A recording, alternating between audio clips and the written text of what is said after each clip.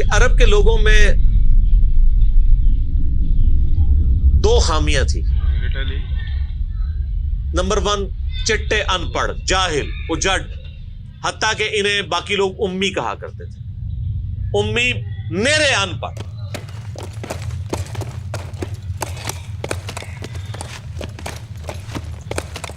دوسری خامی تھی کہ یہ لوگ آپس میں لڑتے رہتے تھے، خاندانوں کے خاندان ختم ہو جاتے تھے. پانی پینے پلانے کے اوپر جھگڑا ہوا ہے تو 10 سال لڑائی ہو رہی ہے. یہ دو خامیاں تھیں. نمبر 1 چٹے ان پڑھ، نمبر 2 لڑاکو لیکن آپس میں. لیکن دو خوبیاں بھی تھیں. ایک خوبی یہ تھی کہ یہ ٹف ماحول کے عادی تھے، ریگستان کے رہنے والے، گرمیوں میں یعنی اتنے مشکل سفر کرنے والے، اونٹ کے اوپر مہینوں کے سفر، تھوڑا سا ساز و سامان کے ساتھ. اور دوسری خوبی یہ تھی کہ یہ جب کسی کو زبان دے دیتے تھے نا، پھر گردن ہی کٹتی تھی، پیچھے نہیں ہٹتے تھے، چاہے کسی دشمن کو بھی زبان دی ہے. اللہ نے ان کی یہ دو خوبیاں یوٹیلائز کر لی. یہ زبان دی اللہ کے نبی علیہ السلام کو انہوں نے، جس نے دی پھر گردن ہی کٹی ہے. اور دوسری خوبی کہ وہ ٹف ماحول کے عادی تھے لیکن لڑتے آپس میں تھے. اللہ تعالیٰ نے ان کی خامی کیسے پوری کی کہ ان کو ایک لیڈر ایسا دے دیا جس نے سارے قبائل کو ایک جھنڈے کے نیچے جمع کر دیا، اور جہالت کے لیے دور کرنے کے لیے ان کو ان کی زبان میں کتاب دے دی.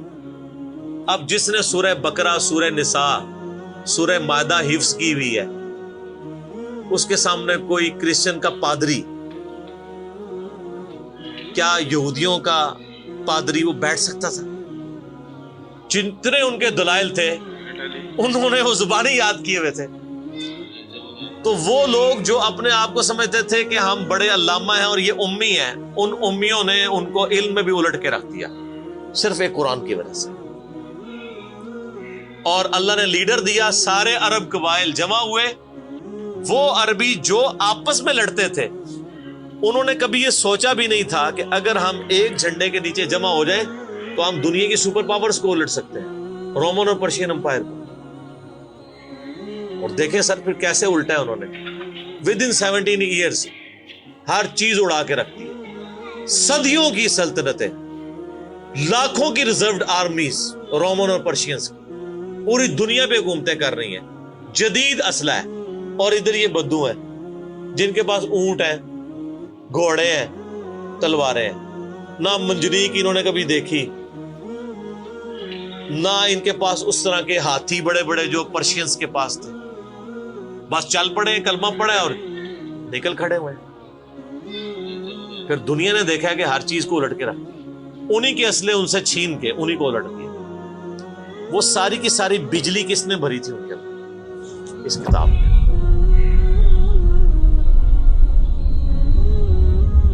یہ کتاب تھی. کتاب پڑھتے تھے، ایمان تازہ کرتے تھے. جہاد کا کیوں ذکر ہے اتنا قرآن کے اندر؟ کیونکہ اللہ نے ایک ایسی امت اٹھانی تھی جس نے تلوار کے زور پہ اکھاڑنا تھا رومن اور پرشین. ہم مانتے ہیں کہ اسلام تلوار کے زور پہ پھیلا ہے، لیکن یہ تصویر کا ایک رخ ہے. تصویر کا دوسرا رخ یہ ہے کہ جو بدماش صدیوں سے دنیا پہ حکمران تھے اور لوگوں کی رعایا کا استحصال کر رہے تھے، اپنی رعایا کا، ان پہ انہوں نے اتنے ٹیکسز لگائے ہوئے تھے. ان کو اکھاڑنے کے لیے کیا میٹھی میٹھی باتیں چاہیے تھی؟ طارق جمیل صاحب کے لیکچرز نے رومن اور پرشین امپائر اکھاڑنی تھی. یہ تو ان لوگوں کے لیے مسلمان ہو چکے ہیں. بدماش کب اپنی پوسٹ چھوڑتے ہیں؟ ان کو پھر اسلحے کے زور پہ ہی اکھاڑنا تھا. اور پھر اللہ نے صحابہ کرام کی تلواریں مسلط کی ان کے اوپر. جب اکھاڑ دی، فریڈم آف ایکسپریشن مل گیا، پھر معاملات سیدھے ہو گئے. اس زمانے میں بادشاہ کا دین رعایا کا دین ہوتا تھا. اگر کوئی رعایا کہے نا کہ میں بادشاہ کے دین سے الگ ہوتا ہوں، قتل ہو جاتا تھا. آپ پتہ عیسائیت کیسے پھیلی ہے؟ یہ تو سارے بت پرست تھے. کانسٹنٹائن 2 جس کے نام پہ قسطنطنیہ شہر تھا جو بعد میں مسلمانوں نے فتح کیا، سلطان محمد فاتح نے، ٹرکی والوں نے اس پہ ایک فلم بھی بنائی ہے، اردو ڈبنگ کے ساتھ ہے، ایک ہی نشست میں آپ دیکھ سکتے ہیں 2.5-3 گھنٹے کی. جو فلمیں دیکھتے ہیں ان کے لیے، مولویوں کے لیے نہیں. تو اس نے وہ قسطنطنیہ فتح کیا، پھر اس کا نام استنبول رکھ دیا. وہ کانسٹنٹائن 2 جو تھا وہ کرسچن ہو گیا تھا. چونکہ وہ کرسچن ہوا تو پوری رعایا 3 براعظموں میں پھیلی ہوئی وہ کرسچن ہو گئی. ایسے کرسچینٹی پھیلی ہے. تو رعایا کو وہی دین رکھنا ہوتا تھا جو حکمران کا ہے. پہلے حکمران بت پرست تھا، عیسائیوں پہ ظلم ہوتے تھے. بعد میں جب حکمران ہی مسلمان ہو گیا، اس زمانے ظاہر عیسائیت اسلام کا ہی نام تھا، تو سارے پیچھے اس امام کے. یہ بڑا خطرناک معاملہ تھا. دوسری طرف پرشین جو ہیں وہ آتش پرست تھے، ان کے نیچے آتش پرستی کا دین چل رہا تھا. تو یہ پھر ضرورت تھی کہ فریڈم آف ایکسپریشن دیا جاتا. اسلام نے تلوار کے زور پہ ان کو اکھاڑا، ان کی بدماشیاں ختم کی، اور ایسی ختم ہوئی کہ بخاری مسلم کی حدیث ہے، نبی علیہ السلام نے فرمایا ان قریب کیسر ختم ہو جائے گا، پھر قیامت تک کوئی کیسر نہیں ہوگا. ہائے ہائے ہائے سر، یہ پروفیسیز اللہ کی تائید کے ساتھ ہی کوئی دے سکتا ہے. ان قریب کسرا ختم ہو جائے گا، قیامت تک کوئی کسرا نہیں ہوگا. دیکھ لیں 1500 سال ہو گئے ہیں، نہ رومن امپائر دوبارہ بنی، نہ پرشین امپائر دوبارہ بنی. حتیٰ کہ اب تو وہ کانسیپٹ ہی ختم ہو گئے، ملکوں والا کانسیپٹ آ گیا. اور اس زمانے میں یہ بات کرنا ایک ایسے شخص کا جس کے اوپر ایمان لانے والے گنتی کے لوگ ہوں، بہت بڑی بات. اور اللہ نے پھر اکھڑوایا. اور آج فریڈم آف ایکسپریشن ایسا ہے کہ آج تلاوت ہو رہی ہوتی ہے تو ٹرمپ بھی بیٹھ کے سن رہا ہوتا ہے. کیوں؟ حالانکہ وہ کرسچن ہے. فریڈم آف ایکسپریشن آ گیا. آپ جائیں امریکہ میں، آپ کسی مارکیٹ میں مسلح ڈال کے نماز پڑھیں، کوئی آپ کو منع نہیں کرے گا. الٹا آپ کے ساتھ سیلفیاں بنا رہے ہوں گے کہ یہ کیا ہو رہا ہے. تو پہلے کوئی سوچ سکتا تھا کہ فرعون کے سامنے کوئی نماز پڑھتا؟ جادوگروں نے ذرا سی بات کی، ایمان لے کے آئے تو میں تمہیں سولی دے دوں. تو یہ اسلام اس دور جدید کا خالق ہے، اور یہ دور جدید کو تخلیق جو اسلام نے دی ہے وہ قرآن کے ذریعے. ایک علامہ وحید الدین خان صاحب ہیں انڈیا کے، 90+ ان کی ایج ہے. انہوں نے کتاب لکھی ہے اسلام دور جدید کا خالق. اسی ٹاپک کو ایڈریس کی، کمال کی کتاب ہے وہ، اور پڑھنے سے تعلق رکھتی ہے. آپ گوگل سے اس کا PDF بھی ڈاؤن لوڈ کر سکتے ہیں، چھوٹی سی کتاب ہے. انگلش میں بھی ایک کتاب لکھی ہے گاڈ رائزز، خدا ابھرتا ہے. خدا پھر جو ابھرا ہے نا جی قرآن کے ذریعے.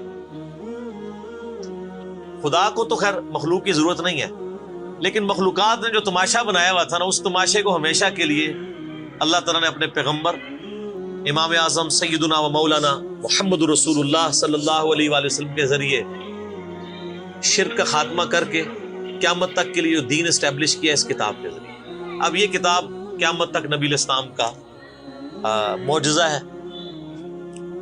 یہ کتاب ہے سر جس نے دنیا پلٹ دی.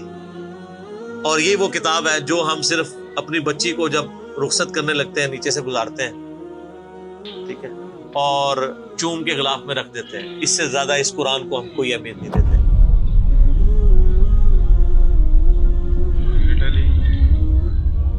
حالانکہ یہ قرآن اس لیے نازل ہی نہیں ہوا ہوا، یہ تو ہماری کتاب زندگی ہے. لیکن ماشاءاللہ ایسی سازش اسلام کے خلاف کی ہے، کافروں نے نہیں، مسلمانوں نے پوری نیک نیتی کے ساتھ جنازہ نکالا دین کا، اور ایک سلوگن دے دیا قرآن نہیں ڈائریکٹ پڑھنا گمراہ ہو جاؤ گے. قرآن میں بڑی بڑی مشکل چیزیں ہیں، اس کو ہاتھ نہیں لگانا. یہ یہودی بات کرتے تو ہم کہتے ہیں یہ اللہ کے دشمن ہے. مسلمان کہہ رہے ہیں، ہم کہہ رہے ہیں بالکل صحیح کہہ رہے ہیں. وہ میرا کلپ آیا نا پچھلے، لیکن اور ایک مولوی نے کہا ہے تو وہ اسلام 360 کے اوپر جو اس نے حملہ کیا ہے، تو میرا کلپ بھی اس پہ ریکارڈ ہوا ہے. تو پہلے تو لوگ کہتے تھے یہ ہمیں باتیں کرتا ہے، اب تو ویڈیو میں لوگ ریکارڈ کرا رہے ہیں کہ جی قرآن ڈائریکٹ نہیں پڑھنا، آپ گمراہ ہو جائیں. اچھا آج تک آپ نے کبھی نہیں سنا یہ کہیں کہ فلاں مولوی کی کتاب ڈائریکٹ نہیں پڑھنی، آپ گمراہ ہو جائیں گے. یعنی مولوی کڈا سیاڑا ہے کہ اس کو طریقہ پتا ہے کہ میں نے بات کیسے سمجھانی ہے، اور اس کو ایسی کتاب لکھنی بھی آتی ہے جو گمراہ نہ کرے. اور اللہ کو ایسی کتاب نہیں دینی آئی کہ جو گمراہ ہونے سے بچا لے. قرآن میں کہاں ہے کہ یہ گمراہ کرتا ہے؟ وہ تو اللہ نے ٹانٹ کیا کہ جو قرآن پہ ایمان نہیں لاتے وہ گمراہ ہوتے ہیں. جو ایمان لے ہیں اور بات مان لیں وہ کیسے گمراہ ہوں گے؟ یہ تو تعریف کی ہے انہوں نے. تو اس کتاب نے جناب دنیا کی کایا کلب کی ہے، اور اس کا ٹیسٹ آپ تبھی فیل کر سکتے ہیں جب آپ عربی جانتے ہو تھوڑی بہت، یا پھر اگر آپ نے اردو میں ٹیسٹ لینا ہے تو آپ مولانا مودودی رحمہ اللہ کا ترجمہ پڑھیں، وہ اسی سوز و گداز کو ٹرانسلیٹ کرتا ہے اردو کے اندر۔ میں نے ابھی تک کسی اور بندے کے ترجمے کو نہیں دیکھا کہ جو ترجمے بڑے لوگوں نے کیا، مطلب بریلوی صاحب نے، شریف تھانوی صاحب نے، ان دونوں کے ترجمے تو ویسے ہی وقت کے ساتھ ختم ہو گئے اس لحاظ سے کہ اس میں تو کئی الفاظ جو ہیں وہ پرانی اردو کے ہیں۔ ہمارے نئے بچوں کو تو سمجھ نہیں آتی یہ لکھا کیا ہوا ہے۔ ہم نے کئی سنگتیں ہلاک کر دی۔ سنگتیں پتہ کسے کہتے ہیں؟ نہیں پتا۔ کئی امتیں، انہوں نے امت کا ترجمہ سنگت کیا، اس زمانے میں وہ چلتا تھا۔ ٹھیک ہے، آج کل اگر آپ اعلیٰ حضرت کا یہ ترجمہ رکھیں تو لوگوں کو نہیں سمجھ آئے، لیکن مودودی صاحب نے چونکہ لیٹسٹ اردو میں ترجمہ کیا اور پھر وہ سوز و گداز ٹرانسفر کیا۔ میرا چیلنج، آپ کوئی قرآن کی صورت نکالیں اپنی مرضی کی، باقی ساروں کے ترجمے رکھیں، پھر مودودی صاحب کا بھی پڑھیں، تو آپ کو لگے گا کہ آپ کا دل تیزی سے دھڑکنا شروع ہو گیا ہے۔ الفاظ کے چناؤ، پھر اس میں جو ردم ہے، اور وہ انہوں نے تفہیم القرآن کے مقدمے میں لکھا ہے کہ میں نے دیکھا ہے کہ ہمارا نوجوان قرآن ترجمے سے لے کے بیٹھتا بھی ہے نا تو بور ہو جاتا ہے، تو ان کا میں نے سمجھا کہ کیوں ہوتا ہے بور، کیونکہ وہ تو پڑھ رہے تھے اردو میں، اللہ نے تو قرآن نازل کیا عربی میں، عربی اس نے سیکھنی کوئی نہیں ہے، اور اردو نے جو ترجمہ کیا ہوا ہے وہ انہوں نے ترجمہ کیا ہوا ہے ایز اے اسٹوری بک۔ یہ تو کتاب زندگی ہے، یہ تو زندہ کتاب ہے، بلکہ مسلمانوں کی زندگی کا سبب ہے۔ صحیح مسلم میں حدیث ہے، اللہ اس کتاب کی وجہ سے قوموں کو عروج دے گا اور اس کتاب کی وجہ سے لوگوں کو، امتوں کو زوال دے گا، جس کو ڈاکٹر اقبال نے پھر شعر میں کہا، وہ زمانے میں معزز تھے مسلمان ہو کر اور تم خار ہوئے تارک قرآن ہو کر۔ وہ زمانے میں معزز کون؟ صحابہ اہل بیت، تابعین تبع تابعین، اور تم خار ہوئے کون؟ اسی، اور صرف اسی نہیں، ساڑھے بزرگ بھی۔ یہ نہ سمجھیے گا، ظاہر آپ تو ہم کہہ سکتے ہیں نا، ڈاکٹر اقبال کے زمانے میں انڈیا پاکستان بنگلہ دیش کے جتنے بابے ہیں زندہ تھے، آج تو کہہ سکتے ہیں مر گئے ہیں۔ ڈاکٹر اقبال جب یہ شعر کہہ رہا تھا تم خار ہوئے تارک قرآن ہو کر، تو وہ خار احمد بریلوی صاحب، اشرف تھانوی صاحب، یہ سارے لوگ زندہ تھے اس وقت، انہی کو ہی کہہ رہے تھے نا۔ حتیٰ کہ قرآن کے ترجمے کو بھی گناہ سمجھا گیا، یہ تو بہت بعد میں ترجمہ ہوا ہے، پہلا ترجمہ شاہ ولی اللہ دہلوی نے کیا۔ پہلے تو لوگ کہتے ہیں قرآن کا ترجمہ کرنے کی ضرورت نہیں ہے، اور یہاں لوگ کہتے ہیں بزرگوں کی بڑی خدمات ہے۔ ہم پوچھتے ہیں 1000 سال سے بزرگ یہاں بیٹھے ہوئے ہیں، کسی ایک بزرگ کا قرآن کا بخاری کا ترجمہ مجھے دکھا دیں کہ جی یہ سلطان بہو نے دیکھے جی قرآن کا ترجمہ کیا، یہ جی داتا صاحب نے بخاری شریف کا ترجمہ کیا۔ کیا انڈیا پاکستان بنگلہ دیش کے لوگوں کی زبان عربی تھی؟ فارسی تھی نا؟ تو کسی بزرگ کو توفیق نہیں ہوئی ہے کہ قرآن کا فارسی میں ترجمہ کر دے۔ اتنا بڑا چھکا میں نے مارا ہے کہ قیامت تک یہ روئیں گے۔ آندہ کو کہنا بزرگوں کی خدمات ہیں۔ ہمارے پرائم منسٹر صاحب بھی کہتے ہیں نا جی وہ فرید الدین گنج شکر کی بڑی تعلیم۔ فرید الدین گنج شکر صاحب نے کون سا قرآن کا ترجمہ کیا؟ اگر کسی نے قرآن کا ترجمہ ہی نہیں کیا، بخاری مسلم کا ترجمہ ہی نہیں کیا، وہ کیا خدمات کرتا رہے؟ وہ اپنی تعلیمات دیتے رہے۔ صحیح غلط اس کا فیصلہ ہم نہیں کرتے، وہ تو پھر میں اور طرف چل پڑوں گا۔ صرف جو خدمات والا ڈونگ رچایا ہوا ہے نا وہ میں آپ کو بتا رہا ہوں۔ جتنوں کے مزار بنائے ہوئے آپ نے، کسی ایک کا ترجمہ دکھا دے قرآن کا، تو یہ پھر انہوں نے جان بوجھ کے سیاست کی اسلام کے نام کے اوپر، اپنی باتیں کرواتے رہے۔ سر ان کو پتا تھا قرآن کا ترجمہ ہو گیا، سورہ زمر اور سورۃ الانعام اگر اردو میں آ گئی تو بابوں کو کس نے پوجنا ہے؟ سر بخاری کا اگر ترجمہ ہو گیا تو ساروں نے تو رفع الیدین سے نماز پڑھنی ہے، بابے سارے بغیر رفع الیدین والے نے۔ یہ وجہ تھی کہ بڑی ہوشیاری ہے انہوں نے، یہ نہ سمجھو بولے سمجھے، بہت ہوشیار سمجھے۔ اور دیکھ لینا پھر اب رزلٹ سامنے آ گیا، جدھر ترجمے ہوئے ہیں وہ کہنا نہیں پیو دادے تے ایتھے ہاتھ بندہ سی، اے ایتھے بندہ ہے، تو رزلٹ نکل آیا نا۔ اسی لیے بزرگ جو کام کرتے ہیں وہ حکمت سے خالی نہیں ہوتا۔ ہاں انہوں نے بڑی شیاری دکھائی ہے آپ کے ساتھ، لیکن اللہ کا وعدہ ہے هو الذی ارسل رسولہ بالہدی ودین الحق لیظہرہ علی الدین کلہ۔ قرب قیامت سے پہلے دین کو غلبہ ملنا ہے، غلبہ بابوں کے ذریعے نہیں ملنا تھا، اسی کتاب سے، جس کتاب نے پہلے غلبہ دلایا۔ اب آج دیکھیں بچہ اینڈرائیڈ فون کھولے ہوئے ہے، کوئی آیت آتی ہے ترجمہ پڑھ لیتا ہے۔ تو سر یہ خدمت تو پھر انہوں نے کی ہے نا اسلام کی۔ اچھا یہ اینڈرائڈ فون کس رحمت اللہ علیہ نے بنایا تھا؟ وہ کہتے ہیں بزرگ تے دنیا ہی کلپ کر دے نگاہ مار کے. وہ بزرگوں نو لے آؤ تے ٹھیپا موبائل نیچے چلا سکتے. آپ مجھے بتائیں میں کسی بزرگ کو قبر سے نکالوں اور اس کو یہ موبائل چلا لے گا؟ آپ کا بچہ چلا لیتا ہے.